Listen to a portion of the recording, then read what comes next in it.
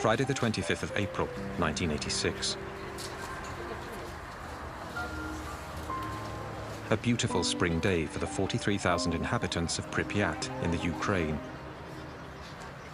A day that will remain forever engraved in their memory.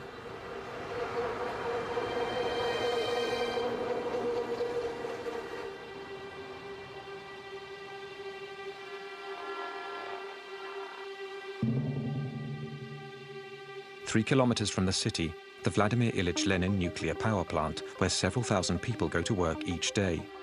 Tonight, the 176 employees of Block 4 have been ordered to carry out a test on a self-fueling system of the reactor, something that could save energy. At 1:23 a.m., the security systems are deactivated and the experiment begins.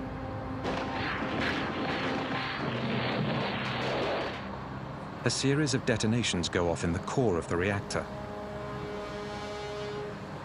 While Pripyat sleeps peacefully, the floor of the plant begins to tremble.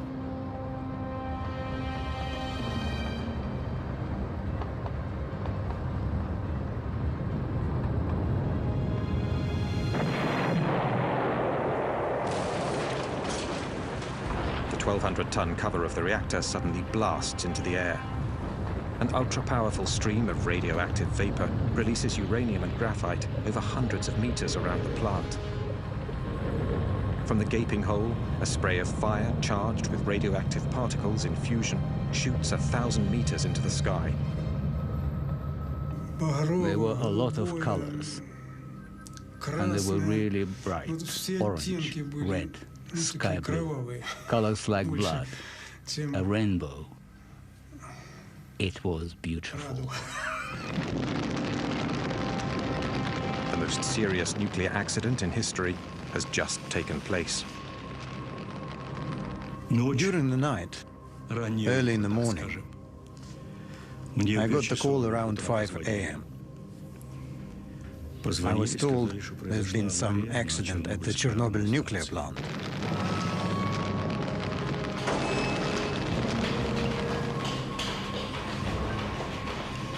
The first firemen on the scene battle the fire without the adequate protective gear. They pour tons of water on this strange fire, but nothing seems capable of putting it out.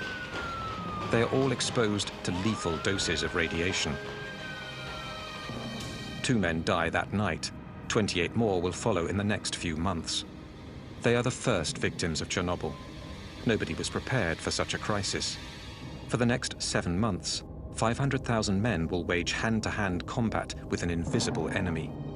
A ruthless battle that has gone unsung, which claimed thousands of unnamed and now almost forgotten heroes. Yet, it is thanks to these men that the worst was avoided. A second explosion, 10 times more powerful than Hiroshima, which would have wiped out half of Europe. This was kept secret for 20 years by the Soviets and the West alike. Many of these images have never been seen before. They were taken by journalists who were also exposed to nuclear contamination, some of whom later died. Those images tell the story of a hidden war, whose consequences continue 20 years later to worsen the toll of the disaster. This is the true story of the Battle of Chernobyl.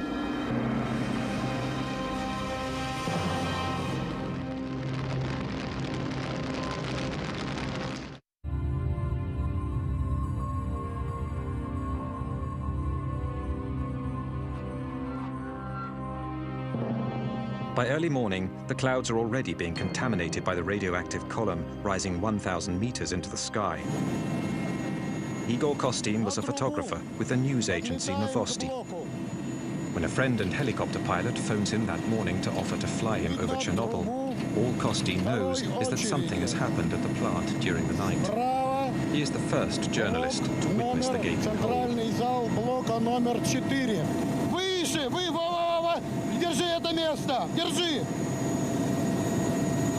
Держи! Где дым идет? Где дым? Когда мы подлетели к блоку, When we got close to Block 4 and circled around it, я не понимаю I had того no до idea конца of the опасности risk. всего того, что произошло. Я открыл иллюминатор. When we flew over the block, I opened the window of the helicopter I didn't realize then what a big mistake that was. The thin, translucent smoke he sees rising from the ruins is in fact highly radioactive. Costin is one of the few Chernobyl reporters on the scene in the early hours of the accident to have survived serious exposure to radiation. When I opened the window, I couldn't hear a thing. The ruins of the reactor were below me. I felt like I was floating in space, like in a tomb, a real dead silence. I couldn't even hear the helicopter anymore. Nothing. A black hole, a tomb and deathly silence.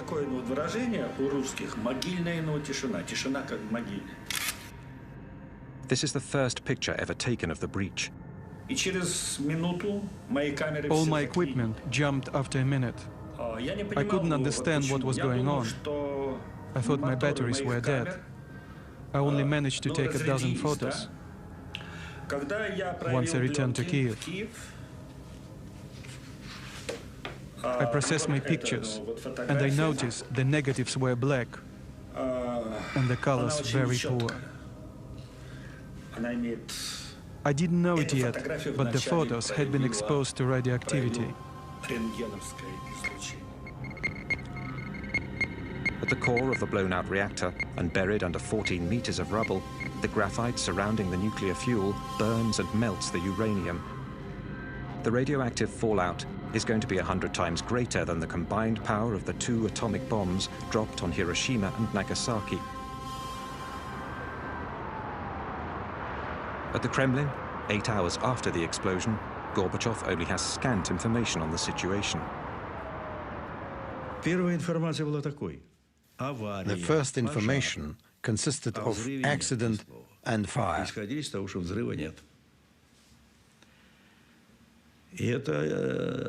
Not a word about an explosion. At first, I was told there hadn't been an explosion. The consequences of such false information were particularly dramatic.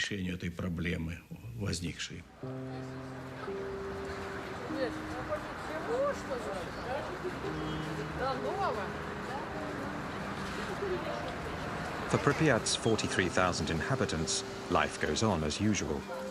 They know nothing of the disaster 3 kilometers away. The information we got was that everything was sound, including the reactor. When I asked the academician Alexandrov, he told me the reactor was absolutely safe. It could even be set up on a red square. It wouldn't be any different than a samovar, like putting a kettle on red square.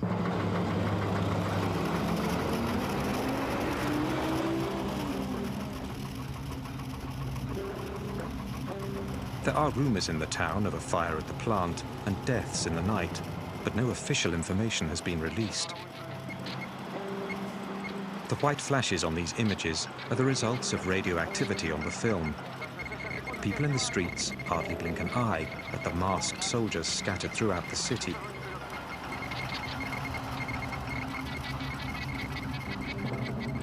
Colonel Grebenyuk led the troops in charge of controlling the situation. There was a metallic taste in our mouth, an acidity. They say radiation has no taste. It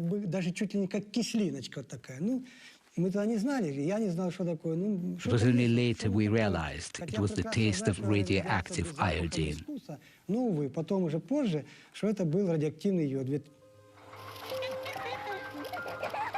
While children are still out playing in the squares, Colonel Grebenyuk's men spend the day taking the first readings of radioactivity in the city. In those days, radioactivity was measured in units called rongens. Normal atmospheric level is about 12 millionths of a rongen. In Pripyat, by early afternoon, readings are already over 200 thousandths of a rongen. In other words, 15,000 times higher than usual. By the evening, the level has shot up to 600,000 times above normal. Boulevard Lenin, 200. Boulevard Ukraina, 250 milli-rongens. And that night, 7 rongens. My subordinates were starting to wonder if the machines were working properly or was someone lying to us. We did not know that the reactor was still burning and radiation was still spreading.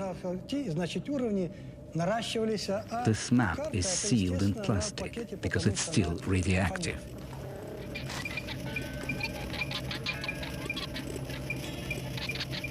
It's thought that a human being can absorb up to 2 roentgens per year without being affected. But the body is lethally contaminated if it receives over 400 roentgens. During that first day, the inhabitants absorb over 50 times what is considered to be a harmless dose. Such a pace, they would have received a lethal dose in 4 days. To understand what is going on, the colonel sends a patrol to take the first readings at the base of the plant.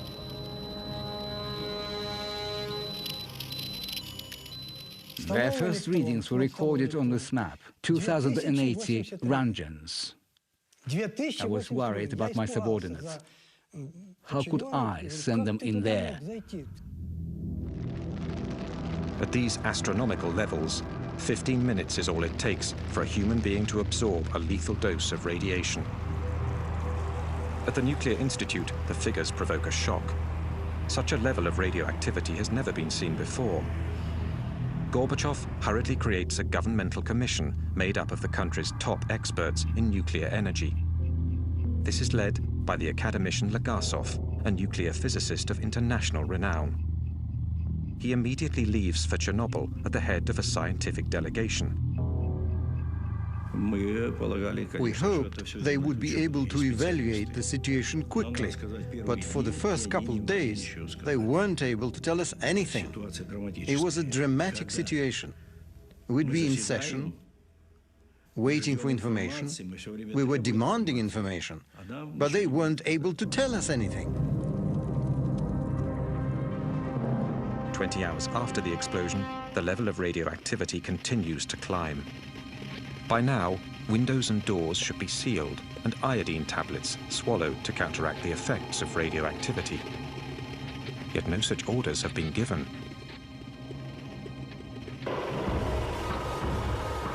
Despite rising tensions in the city, the population has still not been informed of the situation.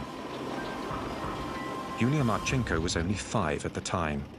She lived in Pripyat with her family. Her father worked at the plant. My parents took me to the daycare center, like usual. Everything was absolutely normal. My father already knew there'd been an accident, but no precautions had been taken yet. 30 hours after the explosion, the first security measures are enforced. More than 1,000 buses have arrived. At 2 p.m., the army announces the city is to be completely evacuated. Я помню, что в садике нам давали таблетки. Это йодинистый калий. I remember the teachers at the kindergarten gave us iodine pills. Then parents came to pick up their kids. Everyone was running around, but they weren't panicking. Не было вот общей какой-то такой вот паники. We thought we were only going to be gone for 3 days.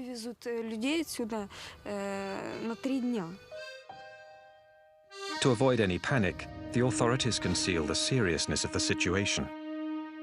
Inhabitants are given 2 hours to gather their belongings and assemble in front of their buildings.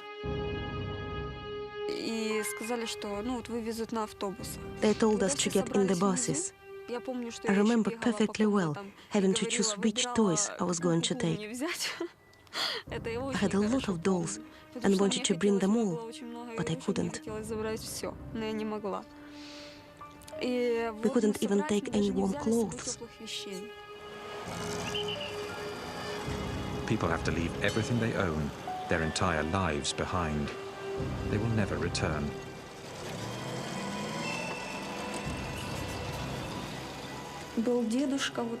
One old man didn't want to go. He stayed behind. They found his body a few weeks later.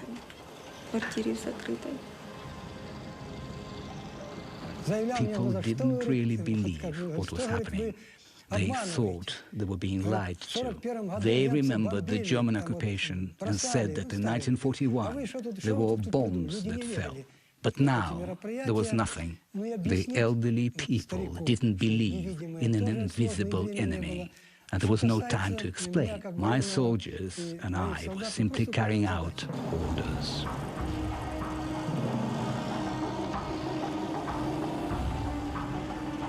In 3.5 hours, 43,000 people are evacuated tearfully but peacefully.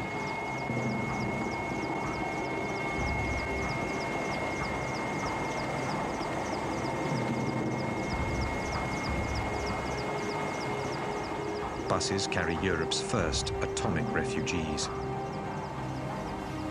They have been exposed to doses of radiation that may alter the composition of their blood and engender fatal cancers. Ну как я нахожу, что, по-моему, скоро его отмоют. Скоро люди здесь будут жить. Ну еще что вам сказать? Город должен жить. Красивый город.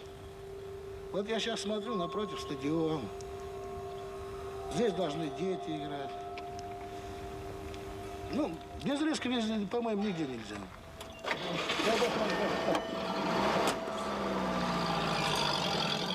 48 hours after the disaster, the only people left in the ghost town are the military personnel and members of the scientific delegation, headquartered at the Pripyat Hotel. As if unaware of the danger, they eat, sleep, and work right on the premises. These were upstanding people, specialists. I couldn't believe they would do something irresponsible or suicidal. No, it meant they'd underestimated the situation. The old criteria were no good anymore. There have been nuclear accidents before, in our country as well as in the US, but that information had been kept secret. There'd never been an accident of this scope. They even thought the reactor would be back in service by May or June.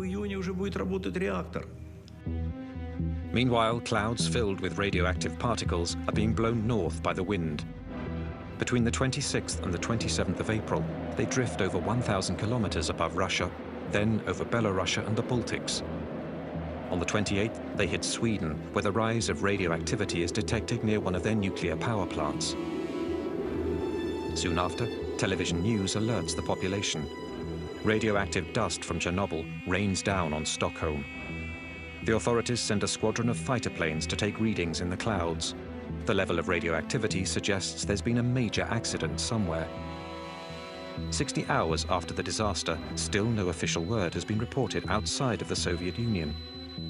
The Swedish Minister of Energy phoned me on the Monday, and I was in my office in Vienna, and she told me that they had measured very much increased radioactivity near our power plant in Forsmark in the east of Sweden, and they had concluded that it must have come from abroad.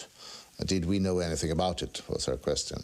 And we said that no, we did not, but we are ready to contact others, and we contact the Poles. They didn't have any nuclear power plant, but if there was anything else that could have happened there, we contacted the Russians, of course. What has happened?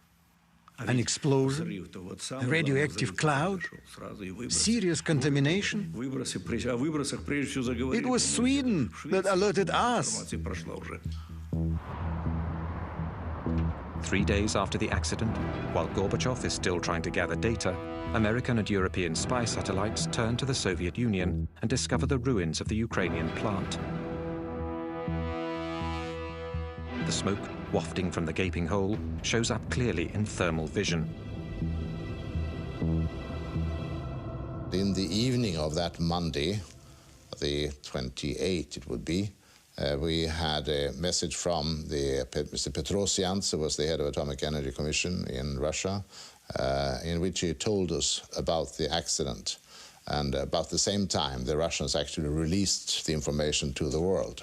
Obviously, over at the Politburo, we immediately decided it was essential that all facts be reported to us from then on.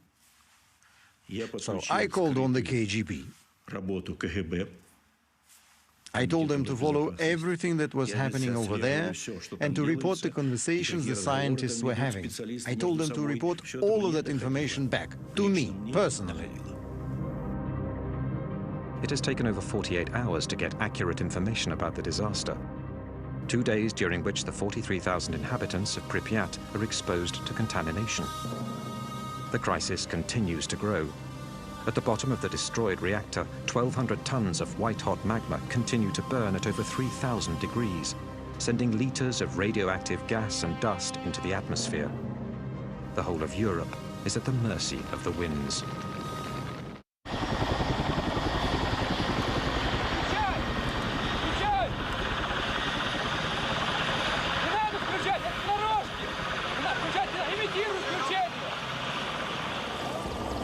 On the third day of the crisis, General Antochkin and his fleet of 80 helicopters are sent from Moscow to fight the blaze and put the fire out.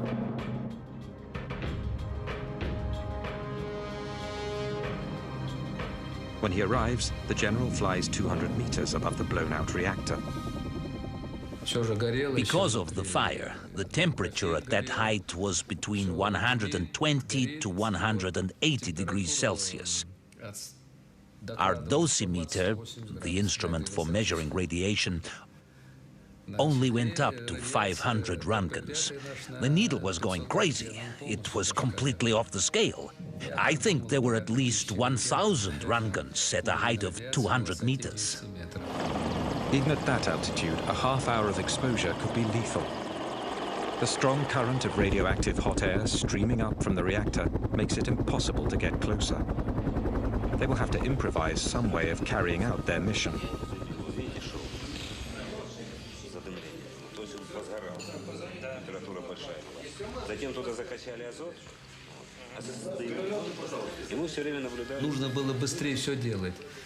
Something needed to be done as quickly as possible. Put out the fire and seal up the reactor to be able to get close enough to do other work. It also needed to be closed up to stop the radioactive dust from spreading. It was getting blown off by the wind. We really needed to act fast. A gigantic ballet begins. Top pilots have been rushed back from the Afghan front to fly helicopters carrying soldiers who will toss 80-kilo sandbags into the blaze with their bare hands. They hope to smother the fire by filling the reactor with tons of sand and boric acid, which neutralizes radiation.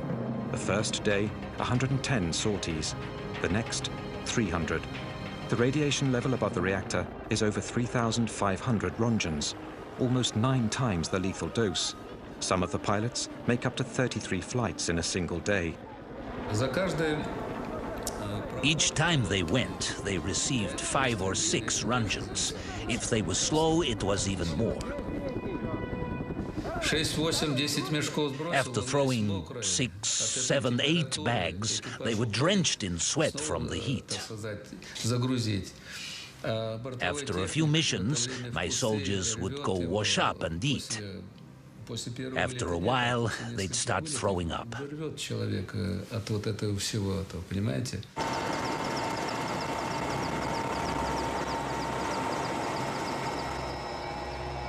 Since the crisis began, radiation victims have been sent to Moscow's Hospital No. 6. It has the country's only service, which specializes in acute radiation sickness and illnesses linked to massive doses of radiation exposure.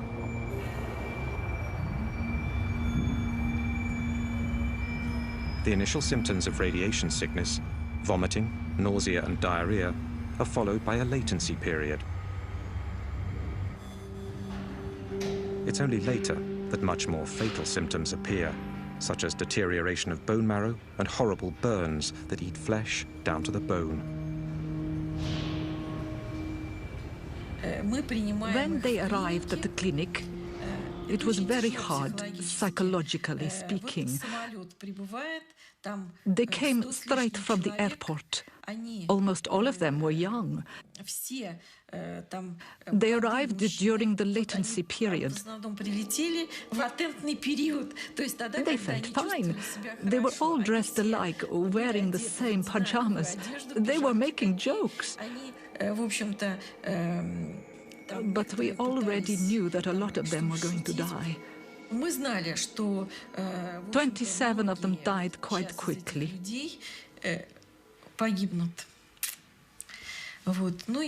They'd all received huge doses of radiation and were suffering from life-threatening burns. Большие дозы облучения, и особенно большинство из этих людей имели несовместимую с жизнью ожоги радиационные. For 15 years, only the first victims will be acknowledged by the authorities.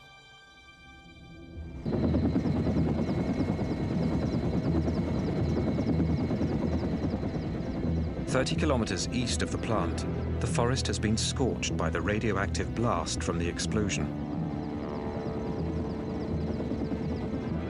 But the disaster area already stretches well beyond.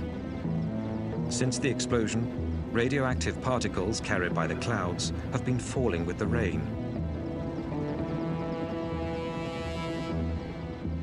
A leopard spot pattern of contamination has affected the Ukraine as well as Belarus and Russia. On the 1st of May, the wind shifts, and areas of Kiev are also contaminated. As seen from this map, drawn up from the readings taken by Colonel Grebenyuk's men. The seriously contaminated areas appear in red, surrounded by areas where the radiation level was normal. But the population is still kept in the dark. There is only one report, a tiny article on the bottom of page 3 of the Pravda, playing down the accident and claiming the danger has passed. The roof was caving in, and there we were acting as if nothing was happening. By going ahead with the May Day festivities, it was like the country refused to acknowledge the situation. That was the second phase in the huge Chernobyl disaster. 6 days after the accident, despite radiation levels several thousand times higher than normal, authorities encourage people to participate in May Day celebrations, even in areas they know to be seriously contaminated. I watched the May Day 1986 festivities with my own eyes. I was there and I witnessed it, the parade of death. It was a parade of death. Those were terrible deaths.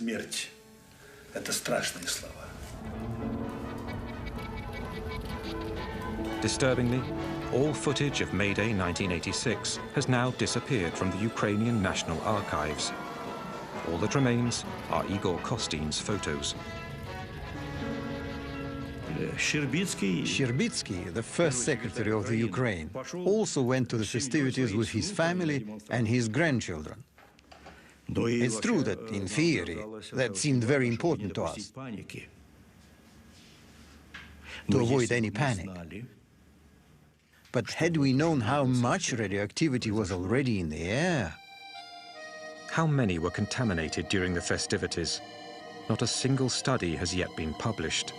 Cherbinsky, first secretary of the Ukrainian Communist Party, later committed suicide.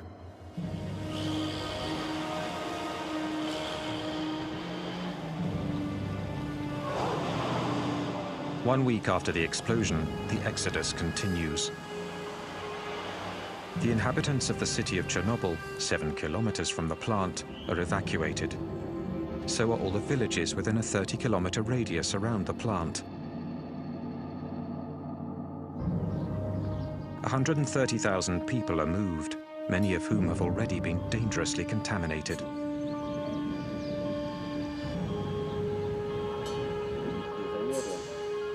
A 300,000-hectare area straddling the Ukraine and Belarus is abruptly evacuated and isolated from the rest of the world.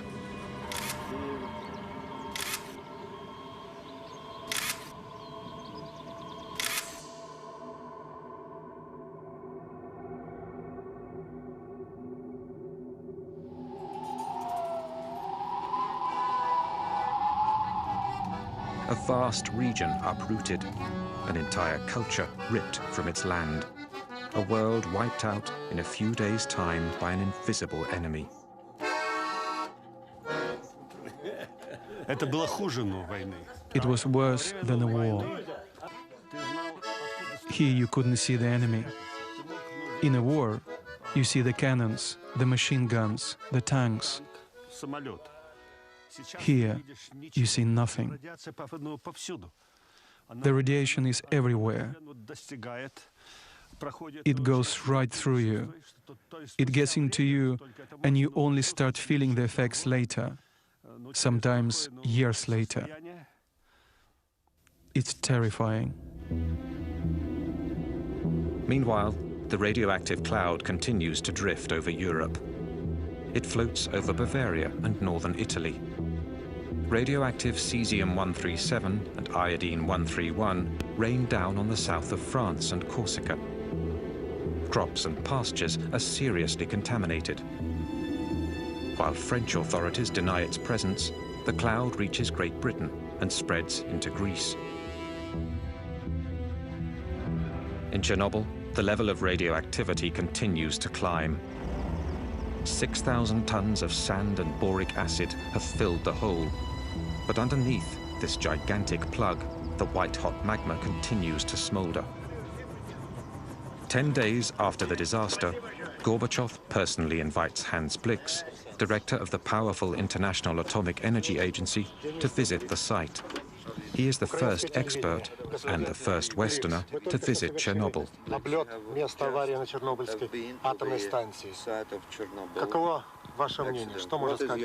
What can you say on this occasion? Well, we have seen the site from the air. And we have seen that a little smoke is still coming up from the damaged plant. There was a good deal of talk about the risk of a second explosion, and I remember that when we were in Moscow, actually, we had a friend, a relative of one of my experts, phoned him and said, well, you know, we hear rumors that a second reactor might also explode.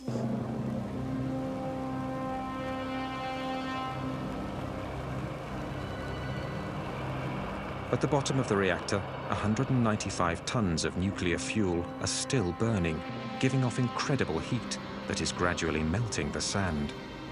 On the surface of the plug, cracks begin to appear. Once we plugged up the hole, the temperature started to rise. We were afraid because it could have caused another explosion. It was terrifying. Scientists came to take readings. They were very worried. They were afraid the critical temperature would be reached and it would set off a second explosion. That would have been a terrible tragedy. The cement slab below the reactor core is heating up and in danger of cracking. The magma is threatening to seep through. The water the firemen poured during the first hours of the disaster has pooled below the slab. If the radioactive magma makes contact with the water, it could set off a second explosion even more devastating than the first. The country's top experts are called into action. Vasily Nestorenko was one of them. At the time, he was working on improving the Soviet Union's intercontinental nuclear missiles. If the heat managed to crack the cement slab, only 1,400 kilograms of uranium and graphite mixture would have needed to hit the water to set off a new explosion. The ensuing chain reaction could set off an explosion comparable to a gigantic atomic bomb. Our experts studied the possibility and concluded that the explosion would have had a force of 3 to 5 megatons. Minsk, which is 320 kilometers from Chernobyl, would have been razed and Europe rendered uninhabitable. We had to stop the process. If it continued, it would have been an enormous disaster, an enormous nuclear disaster.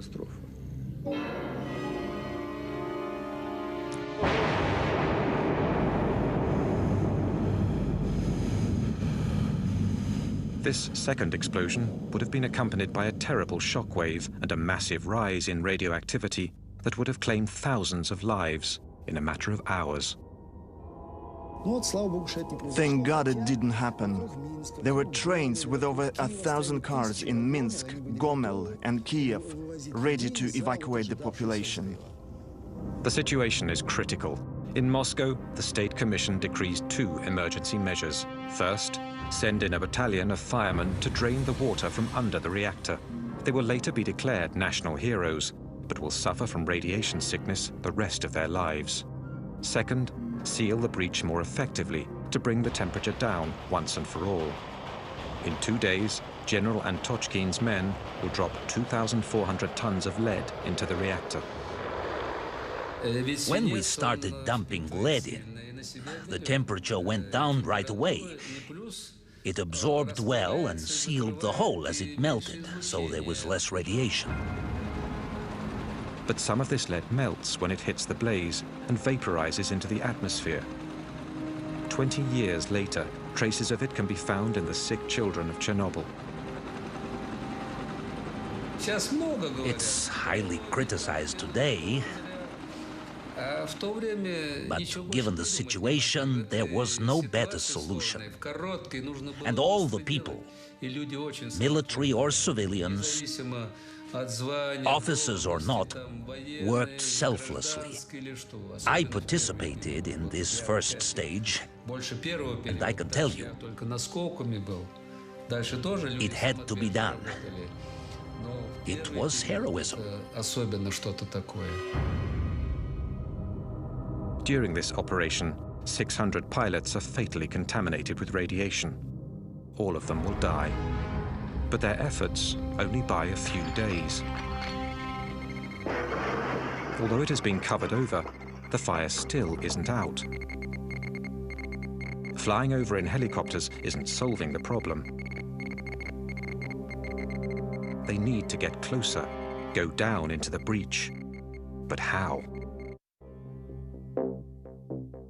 With the imminent threat of a second explosion still looming, the makeshift measures continue. The blueprints of the plant reveal that the active zone can be approached through the cable and pipe tunnels built out of thick cement. A delegation of technicians from the Kirchhoff Institute venture into the labyrinth. It's tough going. Parts of the tunnels have collapsed in the explosion.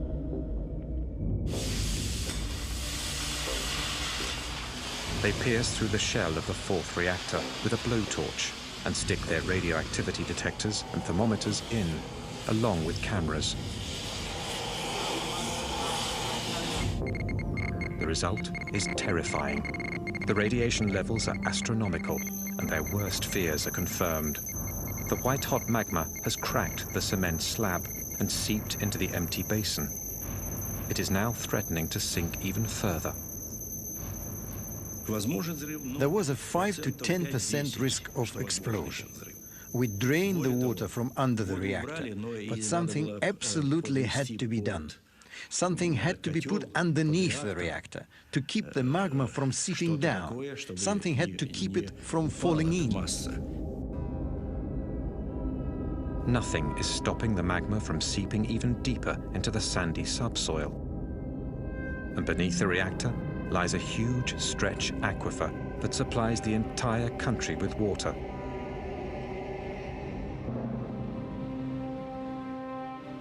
What worried us the most was that the entire mass would sink down and reach the groundwater, which then would pollute the rivers Pripyat, then Dnieper, Kiev, the Black Sea. We absolutely needed to come up with a solution.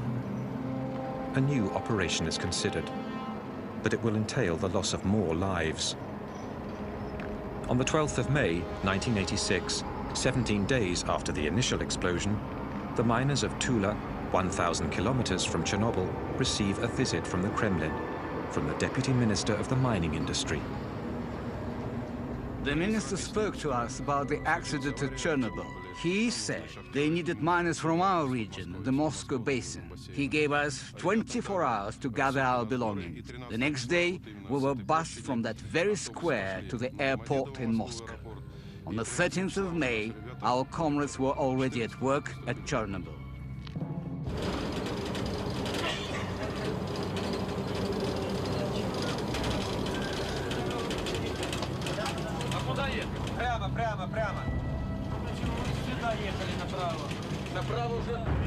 Their mission?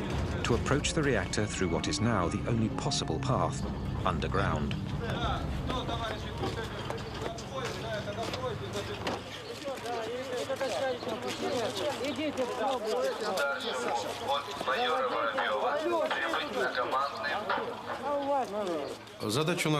Our mission was this: dig a 150-meter tunnel from the third block to the fourth, a tunnel 30 meters long.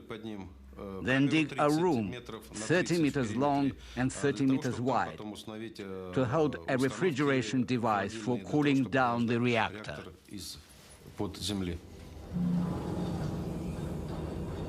To limit their exposure to radiation, the miners dig 12 meters down before making their way over to the burning reactor. There, they build a room 2 meters high and 30 meters wide, where a complex cooling system of liquid nitrogen will be set up.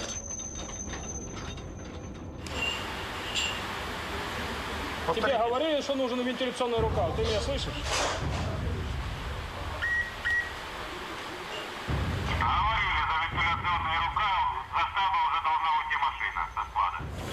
In 1 month, 10,000 miners from Russia and the mining regions of the Ukraine are sent down into the tunnel.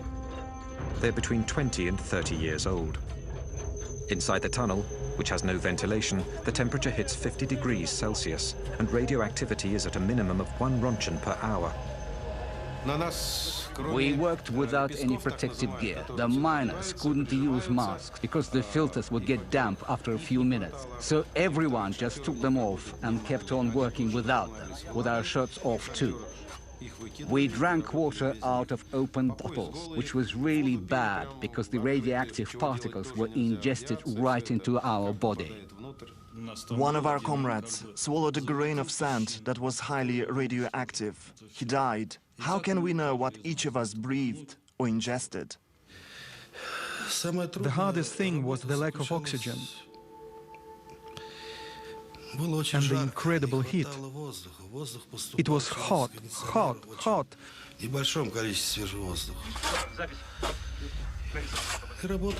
And we had to work really fast,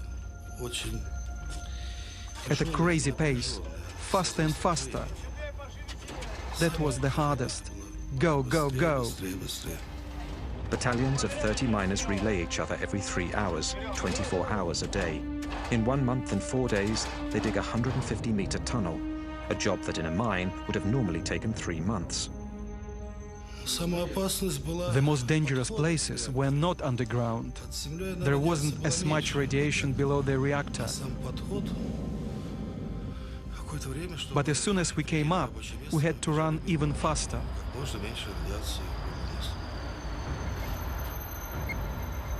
Radioactivity at the mouth of the tunnel is 300 times higher. Not a single miner is spared from exposure. Not once are they informed of the real dangers they are facing.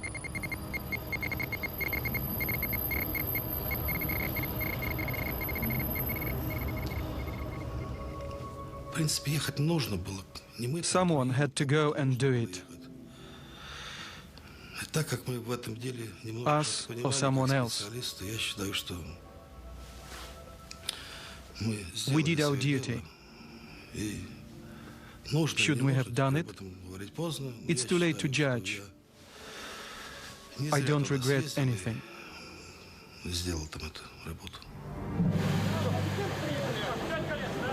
The miners accomplish their mission, but the cooling system is never set up below the reactor. The underground room is finally filled with cement to solidify the structure.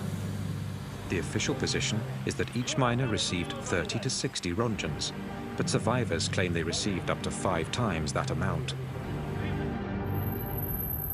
It is estimated that a fourth of these men died before the age of 40. 2,500 lives lost that don't appear in any official statistic. While the miners are still digging below the reactor, Hans Blix, with Soviet authorities, organizes a press conference in Moscow.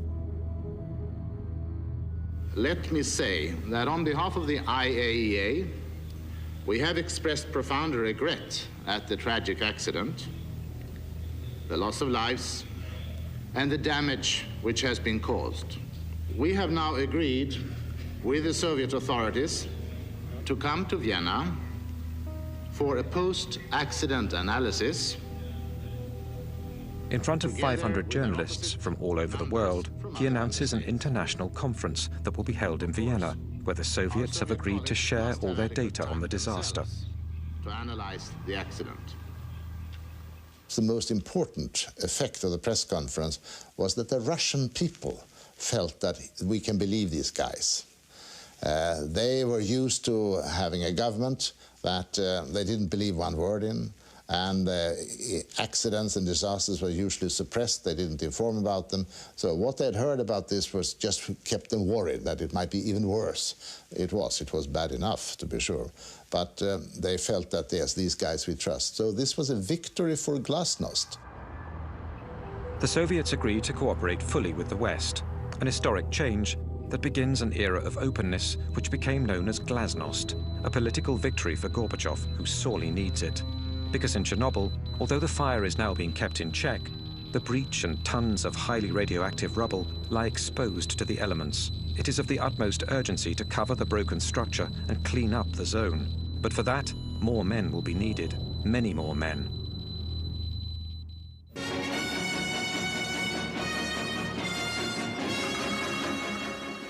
Добрый вечер, товарищи.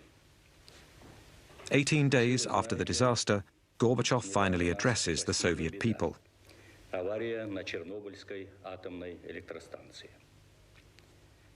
Она больно затронула советских людей, взволновала международную общественность. Мы впервые реально столкнулись с такой грозной силой, какой является ядерная энергия, вышедшая из-под контроля. Вся работа, по сути, ведется круглосуточно. Задействованы научные, технические, экономические возможности всей страны. The entire country was mobilized. No bureaucratic formalities. If someone had what we needed, we took it. No formalities. We'd worry about the cost later. We took whatever we needed. It was a frontline situation. General Nikolai Tarakhanov is sent to command the land troops. In 1 year, 100,000 soldiers and officers passed through Chernobyl. They were all reservists. They were summoned up by top administration in their cities and sent to the front. Military personnel or civilians, officers or simple soldiers, all of them are liquidators, a term invented for the Battle of Chernobyl. Their mission? Clean up, liquidate the radioactivity. Сначала ходишь первые дни, прячешься, одеваешь маску, а потом уже забываешь, даже на производстве уже забываешь одевать ее. Уже как дома, чувствуешь себя действительно, привыкаешь здорово. Все улыбаются, все довольны. Водку не продают.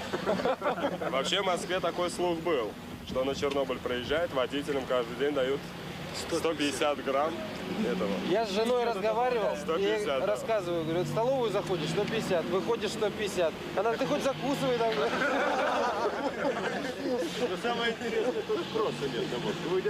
Igor Kostin was one of 5 war reporters authorized by the Kremlin to cover the battle. A first in a country that kept everything hidden. 3 of his colleagues are now dead.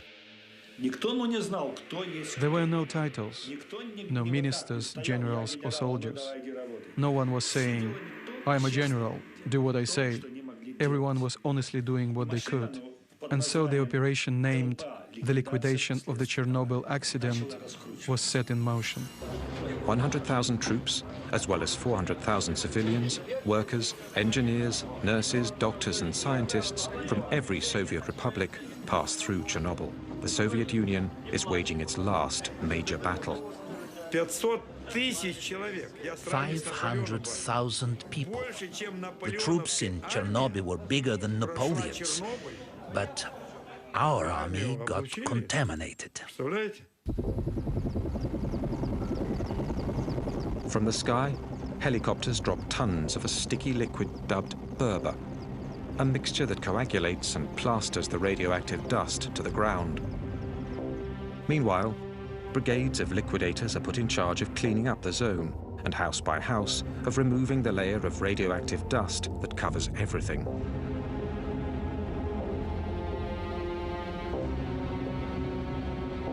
Создавались специальные бригады охотников.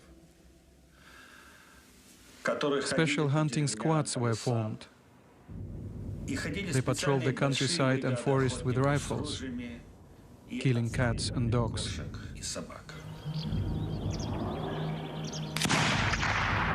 All the animals have to be killed because when they wandered through the highly contaminated zones, their fur soaked up the radioactivity. They could contaminate the liquidators.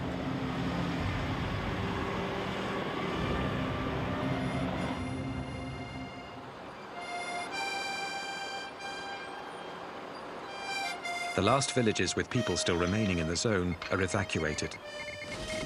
The houses are knocked down one by one and buried. At night, the trucks, the machines and the men are covered in radioactive dust.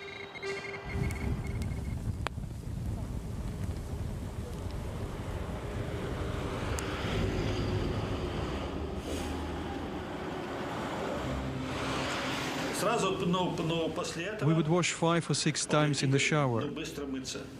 We helped each other. We used a hemp glove and the roughest soap available. Хорошая мочалка и самое суровое хозяйственное мыло, которое стирает белье солдатское. Там очень. We scrubbed away. Голова, все тело по 5-3 раза, пока уже не устаешь. We put on new clothes, then we ate. We ate really well there, because you need to keep your strength up to fight the ionizing radiation. Ionizing radiation seeks out the weak spots in your body. Организм должен быть очень крепкий. Очень крепкий. И ионизирующее излучение. That's where it finds a way in and knocks you out. И туда стреляет.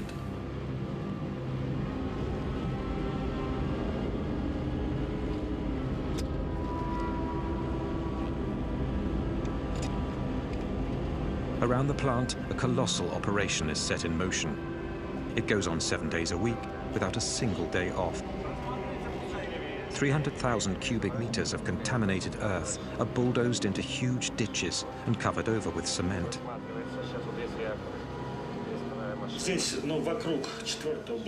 This spot, around the 4th reactor, is where the most dangerous missions of the zone took place.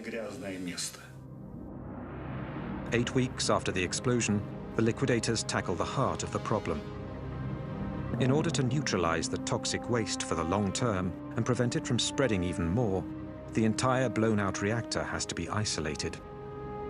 Lev Polchakov was one of the engineers who designed the enormous structure that would entirely cover the 4th reactor.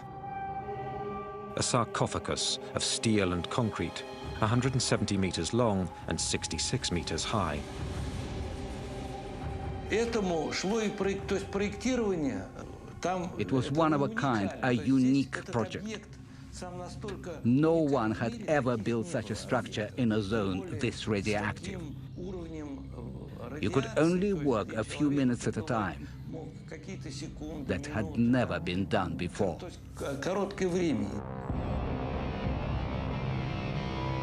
It is an enormous challenge. How do you build a monumental structure in a place where humans can work for only a few minutes, or even just seconds at a time? This utterly new situation will require more improvisation from the liquidators and put more lives at risk.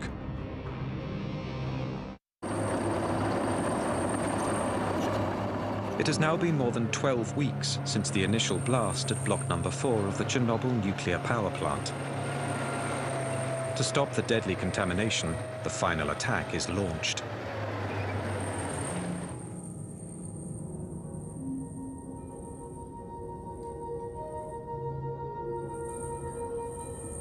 Radioactivity in this sector is so high that only remote-controlled machines can be sent in. But people will have to get the machines into position.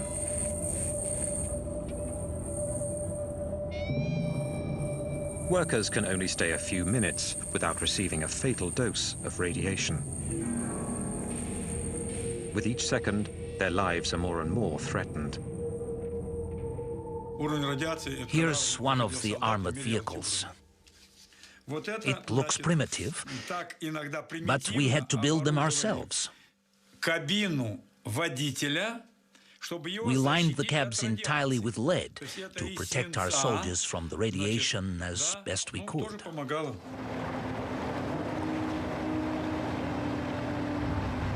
Each metallic piece of the structure is prefabricated, sometimes hundreds of kilometers away, then brought one by one onto the site for assembly.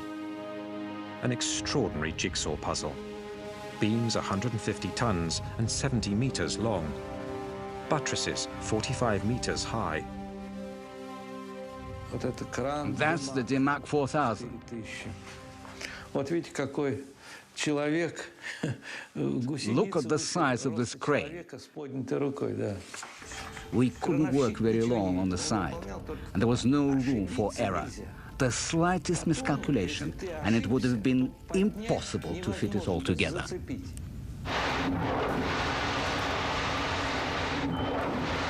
Despite the extreme conditions, work progresses. 100,000 cubic meters of cement are used to make the structure. But the discovery of a new problem forces the work to a halt. The roof of the plant is covered in highly contaminated pieces of graphite.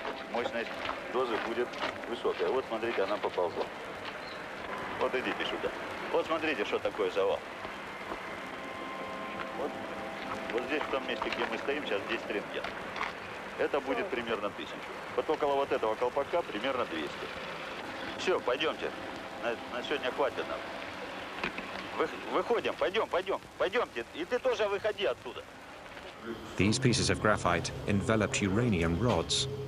They've been blown from the reactor during the explosion. One single piece gives off enough radioactivity to kill a man in less than 1 hour. They absolutely have to be gotten rid of before construction continues.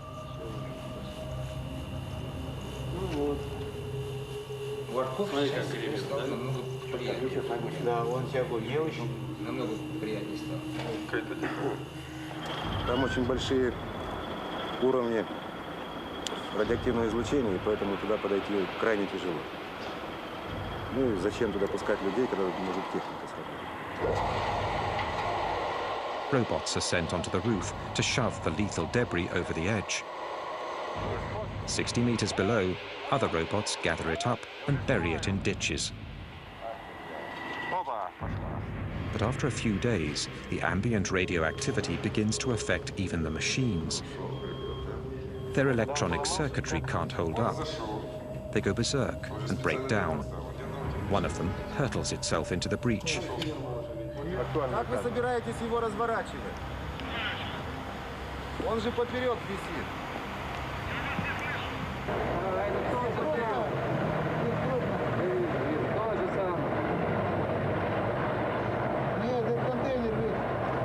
On the roof, robotic machines are no longer an option. Men will have to replace them. Russian soldiers, nicknamed bio-robots for the occasion. This battalion of young reservists is preparing to go up onto the roof of the third reactor for the first time. They're between 20 and 30 years old, all of them reservists called to the front for the most dangerous and deadly battle of Chernobyl. No human has ever worked in zones as radioactive as this. General Nikolai Tarakanov is in command of the operation and personally oversees every detail. down to the hand-sewn lead suits that every soldier is forced to make the night before the attack.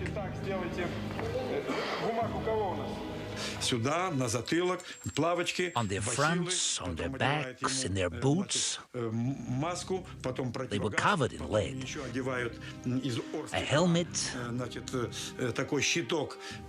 mask to protect against beta rays,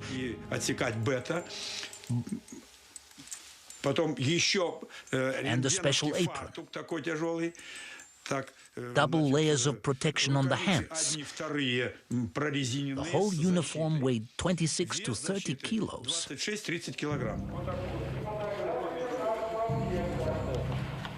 Хорошо, значит, первый вопрос решили. Так, медицинское свидетельство не все прошли? Все сложили.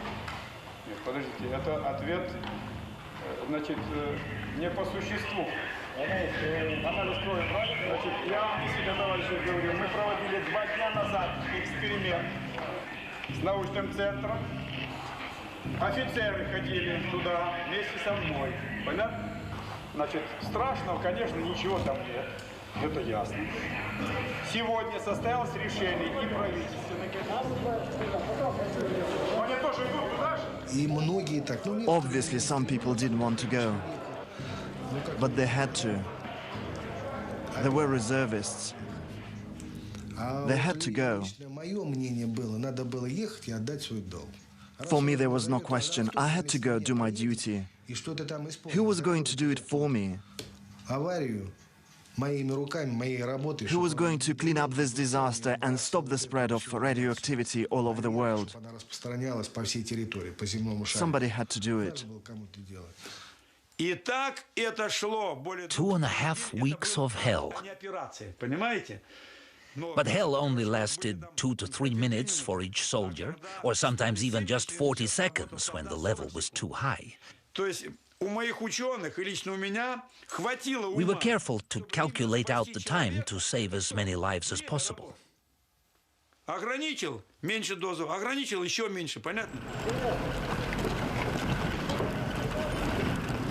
When the siren blows, a crew of 8 soldiers rushes up onto the roof, along with an officer. Their mission is simple: shovel up the radioactive debris as quickly as possible and throw it off the roof.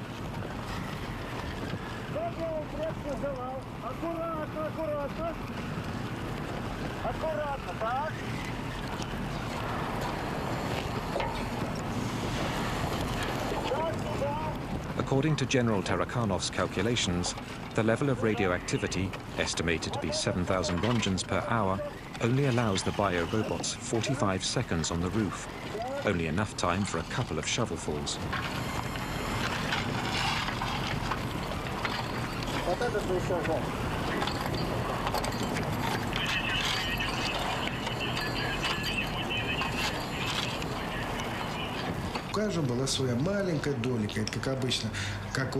We were like ants. Just as some were finishing their task, others would immediately take their place. Everyone did their job, no matter how small it was. And that's how, together, we were able to fight the radioactivity. For 10 days, a new crew of bio-robots climbs on the roof every 10 minutes. According to military personnel, 3,500 people participate in the cleanup. Some, like Igor Kostin and Konstantin Fedotov, went up on the roof 5 times.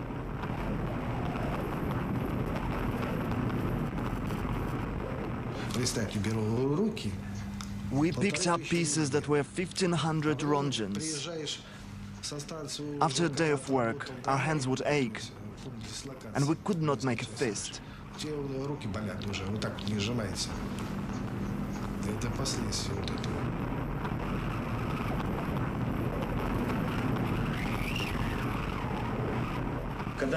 The first time I went up on the roof, I was struck by the mystical feeling there. It was like being on another planet. The whole thing was covered in radioactive waste. My hands were shaking. I didn't know what world I was in, and I started snapping photos.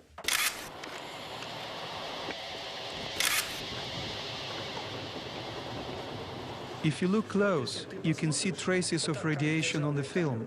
I was holding the camera like this, and it was coming up from the ground, like that. Your eyes hurt and there was a metal taste in your mouth. Those are the two things you felt. And once you felt that, you knew you had gotten more than your dose. You couldn't feel your teeth up there. Your mouth was full of this lead taste.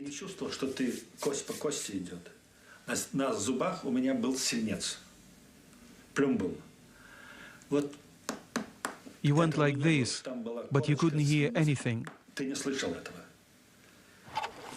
Everything was covered in lead. Even today, 20 years later, I can still taste the lead in my mouth.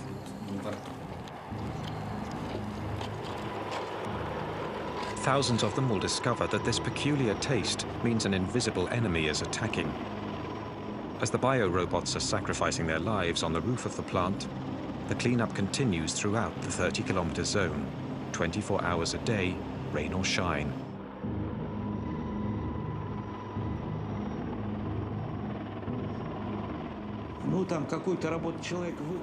Where normally it would take one man 1 hour to do a job, here in Chernobyl it took 60 people.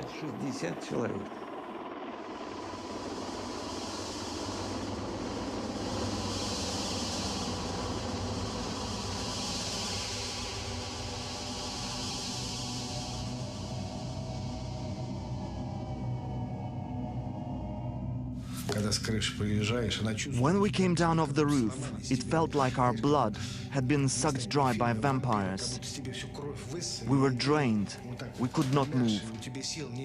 Some people would have nosebleeds. The firemen were right there. If someone's nose started bleeding, they got sent to the hospital. If we collapsed, we got sent home. But we wanted to hold out.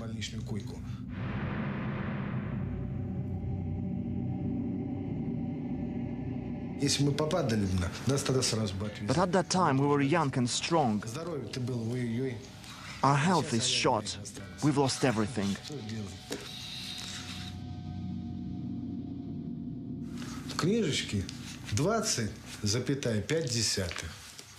They wrote in my record that we got 20.5 rongens. But what did that mean? That number was several times lower than the actual dose.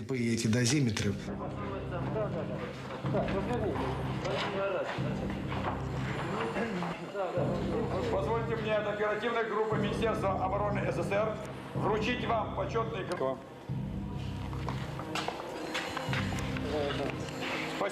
As a reward, each soldier receives a liquidator certificate from the army and a 100-ruble bonus, the equivalent today of about $100 US.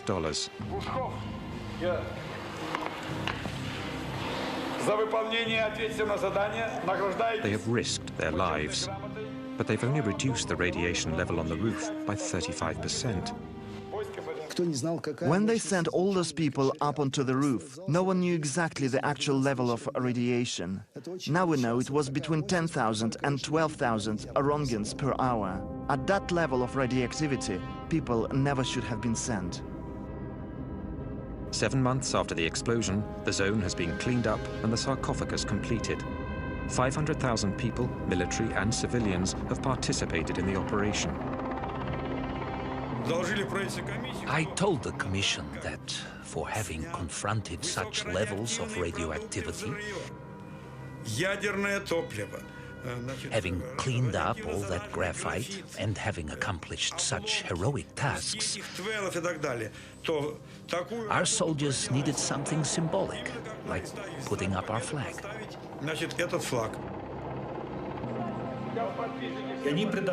Putting the flag up was like putting the flag on the Reichstag. When the Red Army conquered fascism, for them, the flag was a symbol of their triumph over radioactivity.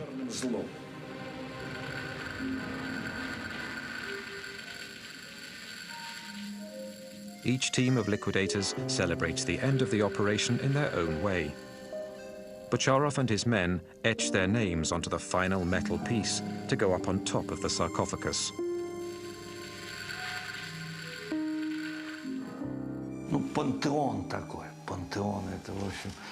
Our sarcophagus is a pantheon, a tomb, a mausoleum, our second mausoleum.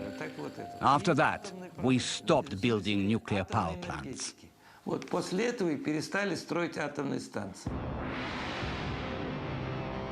A bitter victory. The country will never recover.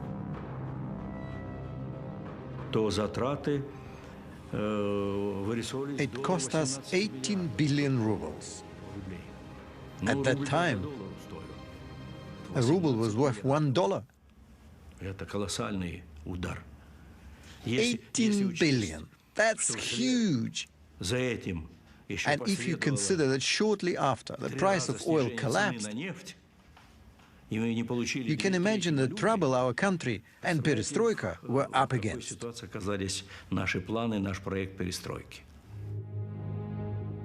The first snow has started to stick on Chernobyl.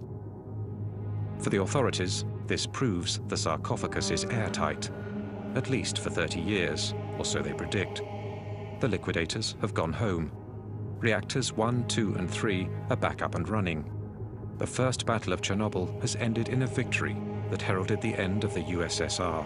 But for many, it also marks the beginning of a war that 20 years later still hasn't ended. 20 years later, Pripyat is still a ghost town. Accompanied by Igor Kostin, Yulia wanted to see the apartment where she lived with her family up until the fateful day of their evacuation. Contrary to what they've been told, not a single inhabitant was ever able to come back to live in the deserted buildings.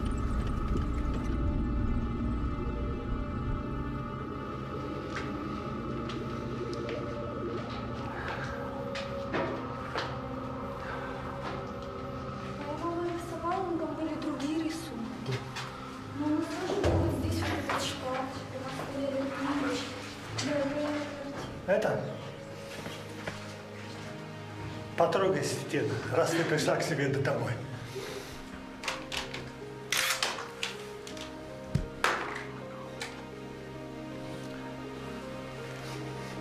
For Igor Kostin as well, the visit stirs up painful memories.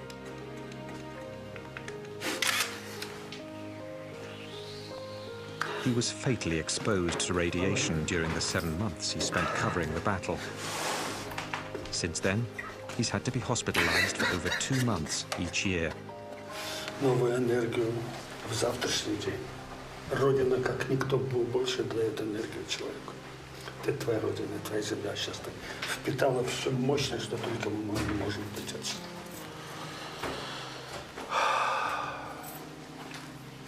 У меня такое ощущение, что я здесь была всю жизнь.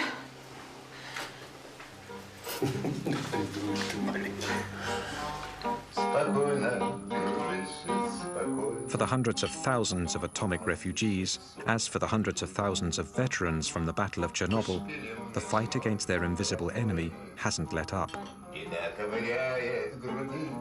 Everyone who went to Chernobyl is still suffering from the radioactivity their bodies absorbed.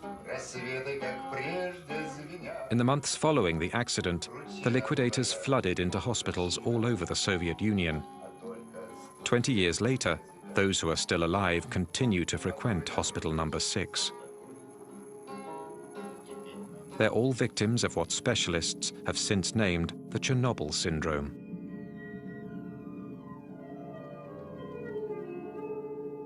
We've all got a bunch of symptoms: heart, stomach, liver, kidneys, nervous system. Our whole bodies were radically upset by the metabolic changes caused by radiation and chemical exposure. When the liquidators went back home, they were exhausted, incapable of going back to normal life. 20 years later, many of those who survived are disabled and unable to work. And the authorities appear to be ignoring their plight by cutting down their welfare money. The veterans of the war in Afghanistan are still alive, while we are slowly wasting away. I have written a poem about this.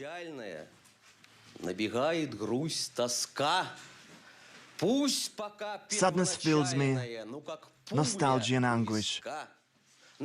Like a bullet in the temple, nothing can ever stop. The mother prays in secret to God to spare his life. These men weren't even 30 when they were sent into battle the Atom. Today, the survivors are not yet 50 years old, but they struggle like senior citizens. According to the military, of the 500,000 Chernobyl liquidators, 20,000 have already died. 200,000 are officially disabled. You don't know how long you have to live, or what disease is going to kill you. You don't know what effects it will have on your children, if you have any.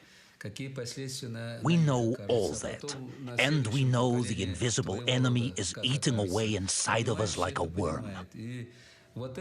For us, the war continues, and little by little, we're slipping away from this world.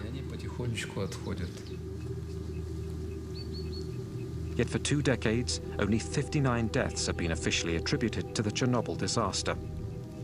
Not a single study has been carried out of the 130,000 refugees from the zone. Not a single statistic on the state of the 500,000 liquidators. No figures on the population that continues to live around Chernobyl and in the contaminated areas. The real amount of radiation these people were exposed to has never been revealed to them. 6-0, да? Це вже підвищується. Вчора була 5, 7, а сьогодні вже 6-0. Степень одинаково може бути. Да? Плюс-мінус. Плюс-мінус. Це не таке страшне. Слухайте, до скількох страшне? До скількох? Ну, кажіть правду. До скількох страшне? До скількох? До 20. A deputy of the Supreme Soviet discovered the systematic cover-up of the true consequences of Chernobyl when the Soviet Empire dissolved in 1991. Taking advantage of the anarchy in the country, she managed to get her hands on a copy of top-secret documents. 600 pages of a report to the Central Committee, written while the Battle of Chernobyl was still raging. When I read these documents, I discovered everything happened differently. I realized just how huge a lie the party leaders told. A decree number 12 stated that on the 12th of May 1986, 10,198 people had already been hospitalized. 345 showed signs of radio lesions. Yet at the same time, they were telling us everything was fine, that it was nothing serious, and I realized the scope of the lies.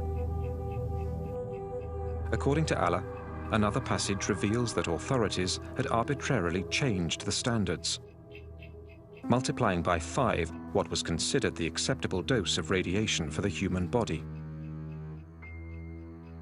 When they raised the standard, suddenly people were miraculously cured.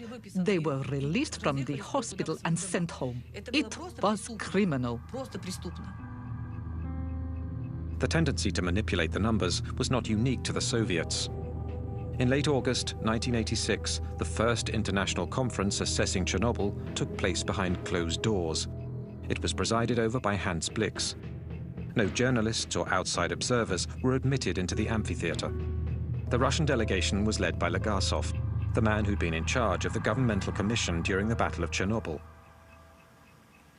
When we put him in charge of preparing the report for the IAEA, we gave him the duty of reporting everything. He came up with a very detailed report that put everybody in a state of shock. Legasov spoke for 3 hours. His report concluded that in the decades to come, about 40,000 deaths from cancer caused by Chernobyl were to be expected. The Western world refused flat out to accept this estimate, which spurred a genuine East-West negotiation. These are theoretical calculations based upon the Hiroshima model, that you say that if you have a certain radioactivity, you know from Hiroshima that the long-term effect was so and so many would die from it.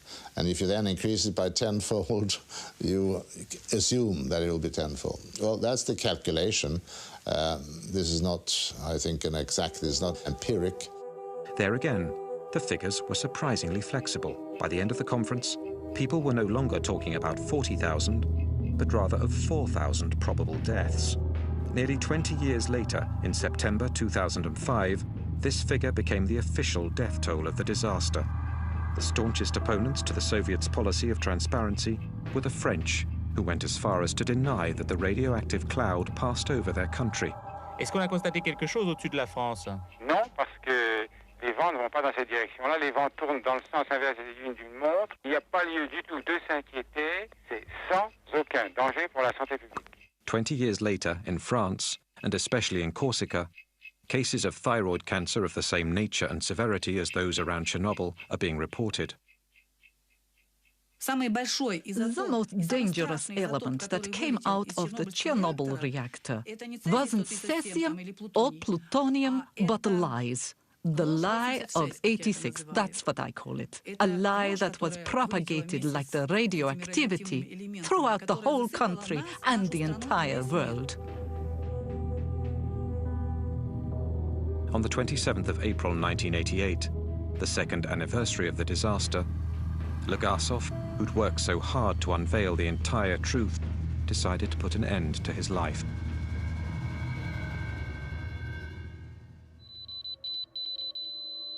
Today, as perfect metaphors of the institutionalized lie, the radioactive particles hurled from the reactor in the explosion continue to poison the land. 20 years after the disaster, the area of Chernobyl remains uninhabitable.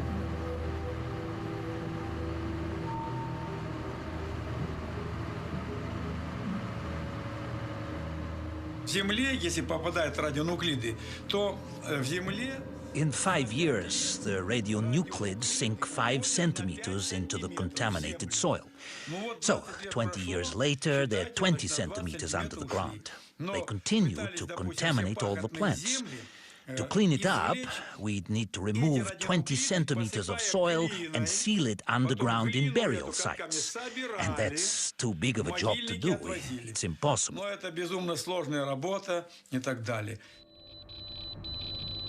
Today, 8 million people live in contaminated areas of the Ukraine, Russia, and especially Belarus. For 20 years, they've lived off the radioactive food that continues to contaminate them little by little. This issue, raised in 1986 by the Soviet delegation at the Vienna conference, has been systematically ignored.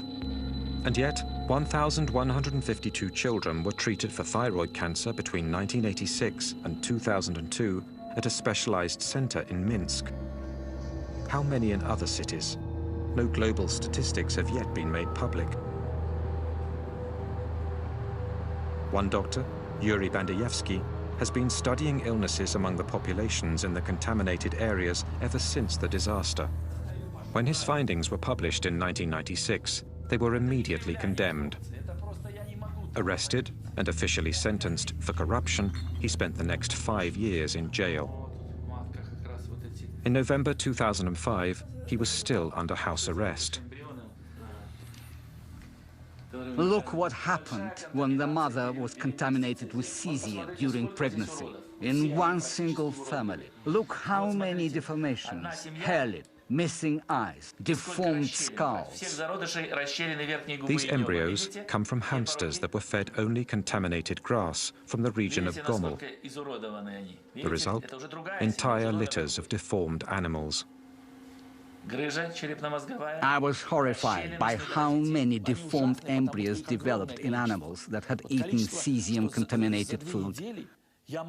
I obtained a horrible number of deformations in 2 weeks. Usually, when you encounter a monster, you describe it. You're certainly familiar with Peter the Great's Kunstkamera Museum in St. Petersburg. Quite frankly, I myself could create as many monsters as I wanted.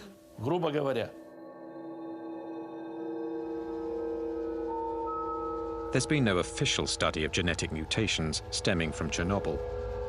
Yet despite the thousands of miscarriages and abortions that took place following the disaster, there seems to be hundreds of children who suffer the effects of radiation.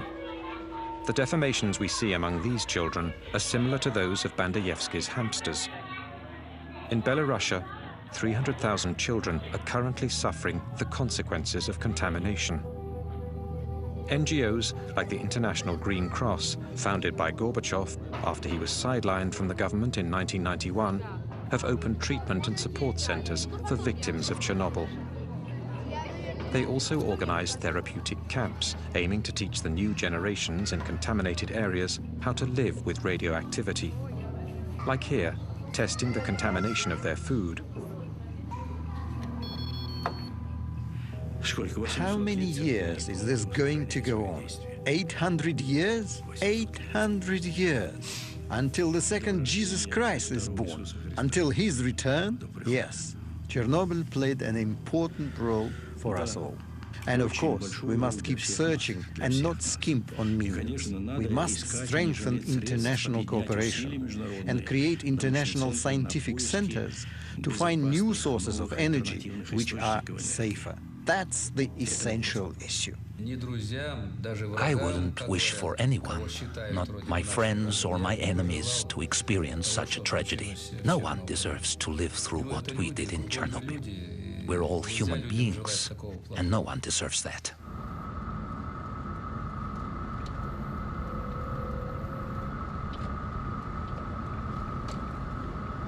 In the heart of the zone, 10 kilometers from the nuclear power plant, and hidden in the forest, lies Chernobyl 2.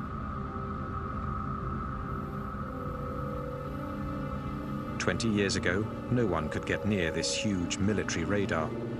Moscow's hidden eye meant to spot American missiles. The fact it was put out of service after the explosion tallies with what the Chernobyl accident seemed to foreshadow.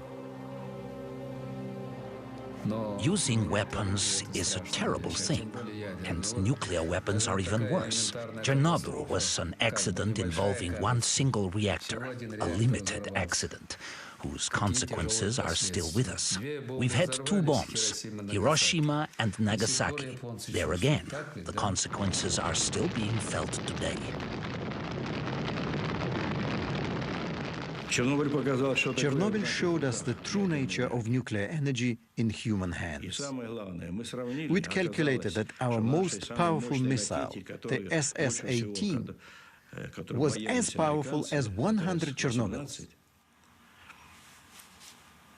The SS-18 was the warhead the Americans feared the most, and we had 2,700 of them.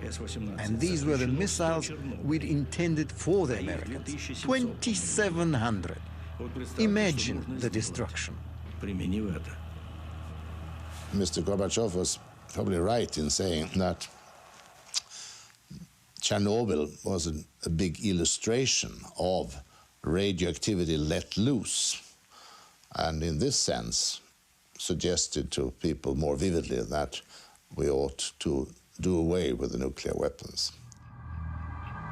A year and a half after Chernobyl, Gorbachev retired all nuclear warheads with a range of 500 to 5,000 kilometers. 10 years later, the Total Nuclear Test Ban Treaty was ratified by the entire world, with the exception of India. Chernobyl marked the beginning of disarmament for the world's greatest nuclear rivals. Chernobyl convinced everyone, Soviets and Americans alike, realized once and for all the magnitude of the atomic volcanoes our countries were sitting upon. Not just our 2 countries, but the entire world. The entire world. Yet 20 years later, the Chernobyl disaster and its lessons seem to be fading from memory. Meanwhile, beneath the aging sarcophagus of reactor number 4, the poison remains deadly. Since 2001, the 3 Chernobyl reactors have been shut down once and for all. But 20 years after the explosion, a dosimeter flies off the chart at the base of the sarcophagus. High levels of radioactivity, 100 times above normal, are still contaminating the plant's surroundings. The structure has been weakened by rain and erosion. Since its construction, 3,000 liquidators have been watching over it, trying to ward off damage. We built the sarcophagus to last 30 years, thinking that 30 years after the explosion, we could build a new sarcophagus without people having to run because of high radiation levels. 20 years have gone by and nothing's been done yet, and it's urgent that it gets replaced. But the Ukraine doesn't have any more money. Neither do we. A new sarcophagus is underway, but its construction is already 10 years behind schedule. It is a structure 108 meters high, meant entirely to cover the first sarcophagus. It will cost $1 billion. An international fund led by Hans Blix has been set up. We still have not put the new sarcophagus on it. It will be ready in a couple of years' time. When that is done, well, then they can, in due course, later on remove the masses of spent fuel or of melted fuel which is there.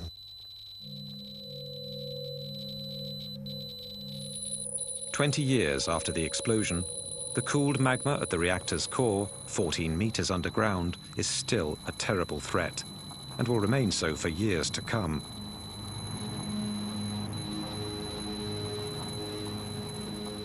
I pray God the sarcophagus never collapses. That would be the worst thing that could happen, because inside there are 100 kilograms of plutonium. 1 microgram is a lethal dose for a human being. That means there is enough plutonium to poison 100 million people. The half-life of plutonium, in other words, the time it takes for half of the plutonium to disappear, is 245,000 years. This is something we could thus consider eternal. There are areas where there will never be life again. Despite this terrible warning, the nuclear disarmament sparked by Chernobyl is clearly coming into question today. If nuclear development for civilian uses is being put forward as a solution to the problems of fossil fuels and global warming, this landscape reminds us that such an option is not without consequences. It requires the greatest caution and clear information on the real risks it presents. Chernobyl also reminds us that if we must live with radioactivity and its unavoidable dangers, we also need to spare future generations from any risk of nuclear apocalypse.